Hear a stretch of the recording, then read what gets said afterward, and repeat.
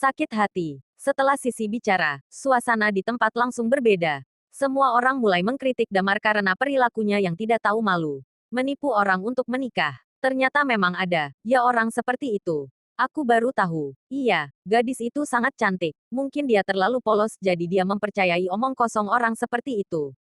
Seorang pria yang bekerja sebagai pengantar makanan tidak layak mendapat gadis cantik itu. Benar, aku sakit hati saat tahu pria sepertinya bisa memiliki gadis cantik itu sebagai istrinya. Ketika Sisi mendengar kata-kata mereka, dia melambaikan tangannya dengan cepat. Jangan salah paham, walaupun kita sudah menikah, tetapi aku tidak pernah membiarkan dia menyentuhku.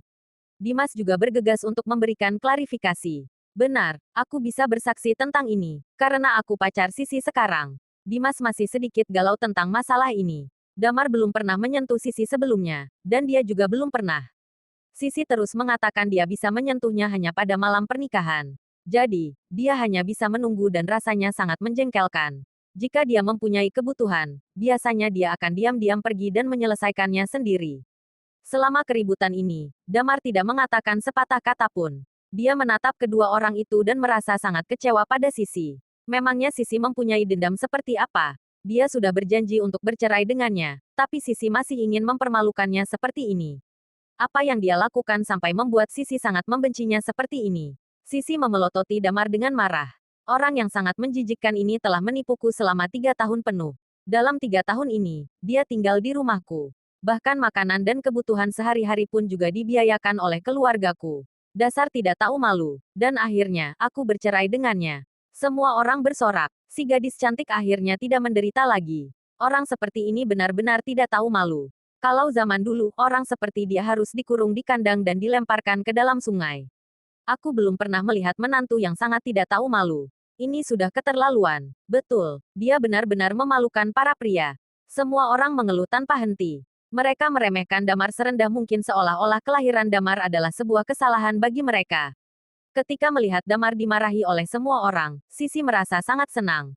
Wajah pria itu penuh kesedihan dan tampak sangat malu.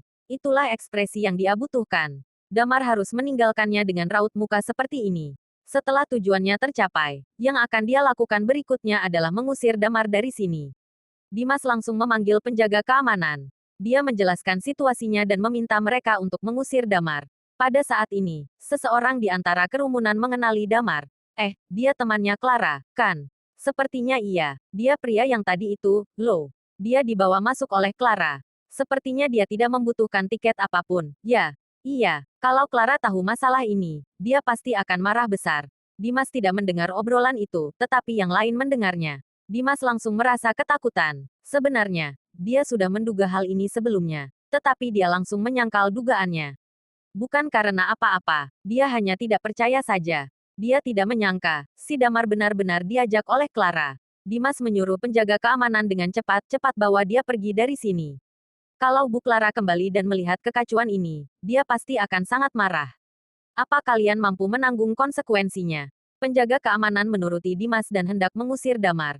Tapi terlambat, Clara telah kembali. Melihat kejadian ini, Clara langsung menyalahkan dirinya sendiri. Damar menghadapi hal seperti itu karena kecerobohannya. Tapi, dia tidak menyangka masih ada orang yang berani menyinggung Damar setelah melihatnya masuk bersamanya.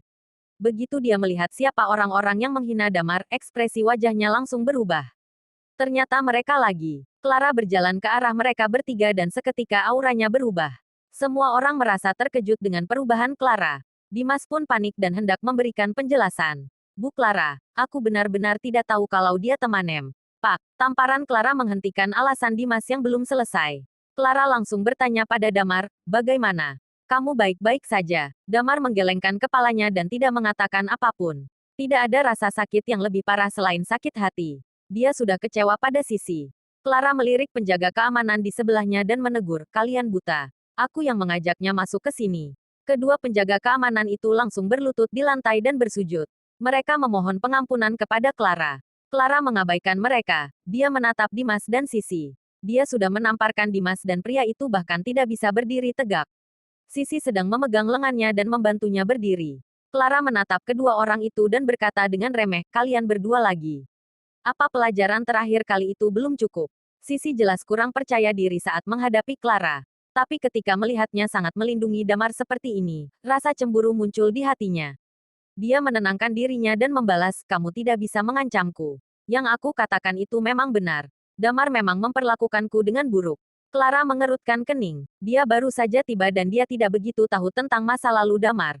Dia tidak mengetahui kebenaran kata-kata Sisi. Namun, dia tidak peduli. Yang dia tahu adalah, wanita ini akan menyesali perilakunya terhadap Damar. Clara hendak mengatakan sesuatu, namun Damar langsung angkat bicara. Kamu tidak salah. Aku memperlakukanmu dengan buruk. Sisi, coba tanyakan pada dirimu sendiri. Apakah kamu percaya dengan omongan kosong ini? Sisi tidak menyangka Damar akan membantahnya. Dia tidak tahu harus menjawab apa. Dia tidak bisa menyangkalnya. Hati nuraninya merasa bersalah. Damar tidak memperlakukannya dengan buruk dalam pernikahan ini. Saat ini, cahaya di mata Damar sudah menghilang. Dia menatap Sisi dengan dingin. Sejak hari pertama aku menjadi menantu di keluargamu tidak menganggap aku sebagai manusia. Kalian mencoba segala cara untuk menyiksaku. Ibumu membeli rumah, kamu membeli mobil. Sisi cepat-cepat memotong pembicaraan Damar. Apa hubungannya denganmu? Aku yang bayar uang mukanya. Damar mencibir, ya, kamu membayar uang muka. Tapi kenapa aku harus menanggung pinjaman yang jumlahnya lebih dari 2 miliar? Apalagi rumah dan mobil itu adalah atas nama kalian. Sisi terdiam. Damar melanjutkan. Dalam 3 tahun terakhir, aku mengantarkan makanan di siang hari dan bekerja sebagai satpam di malam hari. Aku hanya bisa tidur selama 4 hingga 5 jam sehari. Aku hanya bisa mendapat 30 juta sebulan dan uang itu digunakan untuk membayar pinjaman, sedangkan sisanya diberikan kepada ibumu. Aku tinggal di rumahmu dan meminta kalian menanggung semua biayaku. Apa kamu tidak merasa bersalah saat mengatakannya? Selama 3 tahun ini, aku tidak pernah menyentuhmu. Bahkan satu jari pun tidak. Haha, aku memang tidak layak. Sisi menundukkan kepalanya dan tidak mengatakan apa-apa. Damar terdengar putus asa. Sisi, karena kita sudah bercerai, kita sudah tidak ada hubungan apapun lagi. Aku harap kamu tidak akan memperlakukanku seperti ini lagi di masa depan. Setelah Damar selesai berbicara, ruangan itu menjadi sangat sunyi dan tidak ada yang berbicara. Yang lain bahkan bisa mendengar suara tangis wanita. Kasihan sekali Damar. Clara juga terkejut mendengar cerita ini. Dia semakin tidak senang melihat kedua orang ini. Dia meminta penjaga keamanan mengusir mereka secepatnya. Kemudian muncul keributan lain di kerumunan. Seseorang berseru, Bari datang. Semua orang memberi jalan dengan cepat. Bari berjalan dengan putrinya, Wendy. Dia bertanya sambil tersenyum, ada apa? Kenapa ramai sekali? Semua orang menyambut Bari dengan hormat. Bari tiba-tiba tercengang. Dia gemetar dan berlutut di depan Damar. Pak Damar, akhirnya saya menemukan Anda. Saya tidak menyangka bisa bertemu Anda di sini. Tuhan baik sekali pada saya. Seru Bari penuh semangat. 5 tahun yang lalu, dia dikejar dan hampir dibunuh oleh musuh-musuhnya. Dia berada dalam situasi putus asa saat itu. Ketika dia hampir dibunuh, Damar datang dan menyelamatkannya. Kemudian, pria itu tiba-tiba menghilang. Tetapi dia tidak pernah melupakan wajah Damar. Semua orang terkejut lagi. Pria terkaya di kota JC baru saja berlutut di depan umum kepada seorang pria muda yang tidak dikenal. Betapa hebatnya si Damar ini. Untungnya, Dimas dan Sisi telah diusir. Jika mereka melihat adegan ini, mereka pasti akan pingsan. Clara juga menatap Damar dengan heran. Dia sudah tahu identitas Damar tidak sederhana. Damar berkata dengan acuh tak acuh, maaf Pak, sepertinya Bapak salah orang. Namaku Damar dan aku tidak pernah bertemu denganmu sebelumnya. Bari tercengang. Dia langsung mengerti apa yang dimaksud Damar. Damar tidak suka menonjolkan diri dan tidak ingin banyak orang mengetahui identitasnya. Bari menunjukkan keterampilan aktingnya di depan banyak orang. Oh, maafkan aku. Orang yang membantuku bukan bernama Damar, tapi Edward. Orang-orang baru menyadari bahwa ternyata ini hanya sebuah kesalahan. Tapi, Wendy tidak memikirkan hal yang sama seperti yang lain. Dia sangat mengenal sikap ayahnya dan dia tahu ayahnya tidak mungkin salah mengenal orang. Pria bernama Damar ini pasti memiliki rahasia besar. Wendy langsung terpesona oleh Damar. Dia berusaha mendekati Damar selama pesta berlangsung, tetapi Damar selalu mengabaikannya. Wendy semakin merasa Damar lebih misterius dari sebelumnya dan ingin tahu tentang rahasianya.